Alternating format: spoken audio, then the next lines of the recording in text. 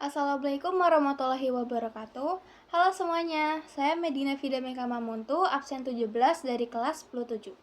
Pada di video kali ini, saya ingin menjelaskan sedikit latar belakang dan peran dalam merumuskan dasar negara dari beberapa tokoh. Dengan tokoh-tokohnya, yang pertama, Insinyur Soekarno, Muhammad Hatta, Muhammad Yamin, Supomo, Ahmad Subarjo, dan Haji Agus Salim. Yang pertama ada Insinyur Soekarno. Insinyur Soekarno merupakan presiden pertama di Indonesia yang menjabat pada tahun 1945 sampai 1966. Dia memegang peranan penting dalam memerdekakan bangsa Indonesia sejak zaman penjajahan Belanda. Dia juga memegang peranan penting dalam merumuskan dasar negara, yaitu Pancasila. Pada tanggal 1 Juni 1945, Insinyur Soekarno berpidato dalam sidang BPUPKI yang sedang membahas konsep Pancasila, dan ia mengemukakan 5 prinsip, yaitu kebangsaan Indonesia, internasionalisme atau perikemanusiaan, mufakat atau demokrasi, kesejahteraan sosial, dan ketuhanan yang Maha Esa.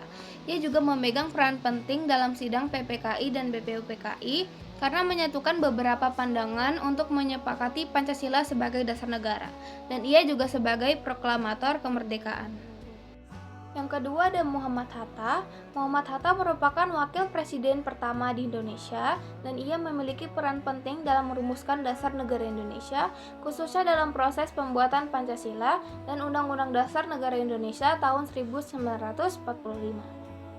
Muhammad Hatta sebagai wakil ketua PPKI. Ia bersama Soekarno dan para tokoh-tokoh lainnya membahas dan menyusun Pancasila sebagai dasar negara. Ia berkontribusi dalam diskusi dan negosiasi yang memastikan prinsip-prinsip dasar negara dapat diterima oleh berbagai kelompok dan suku yang ada di Indonesia. Ia juga memegang peranan penting dalam proses pembuatan teks proklamasi yang kemudian dibacakan oleh Insinyur Soekarno pada 17 Agustus 1945. Ketiga, Muhammad Yamin. Muhammad Yamin merupakan seorang sastrawan, sejarawan, budiawan, politikus, dan ahli hukum yang telah dihormati sebagai pahlawan nasional di Indonesia. Ia juga memegang peranan penting dalam proses perumusan dasar negara kita. Sebagai anggota BPUPKI, ia mengusulkan 5 prinsipnya yang sekarang dikenal dengan Pancasila pada tanggal 29 Mei 1945. Prinsip-prinsipnya yaitu peri kebangsaan, peri kemanusiaan, peri ketuhanan, peri kerakyatan, dan kesejahteraan sosial. Usulan Yamin menjadi salah satu dasar penting dalam pembahasan lebih lanjut yang akhirnya melahirkan Pancasila sebagai dasar negara Indonesia. Yang keempat ada Supomo. Supomo merupakan salah satu pahlawan nasional Indonesia dan ia dikenal sebagai arsitek Undang-Undang 1945. Ia juga memegang peranan penting dalam proses perumusan dasar negara Indonesia. Sebagai anggota BPUPKI, Supomo mengusulkan pidatonya pada tanggal 31 Mei 1945, dan ia mengusulkan konsep yang integralistik yang menekankan persatuan dan kesatuan bangsa, serta harmoni antara pemerintah dan rakyat. Kelima ada Ahmad Subarjo. Ahmad Subarjo juga memegang peran penting sebagai penyusun dasar negara Indonesia. Sebagai anggota PPKI, ia berpartisipasi ikut dalam merumuskan dasar negara Indonesia. Ia turut serta dalam diskusi dan negosiasi untuk mencapai kesepakatan antara berbagai kelompok dalam menyusun dasar negara. Selain itu, ia juga ikut serta dalam proses proklamasi kemerdekaan yang dimana ia ikut menyusun teks proklamasi bersama Soekarno dan Muhammad Hatta. Yang terakhir atau yang keenam ada Haji Agus Salim.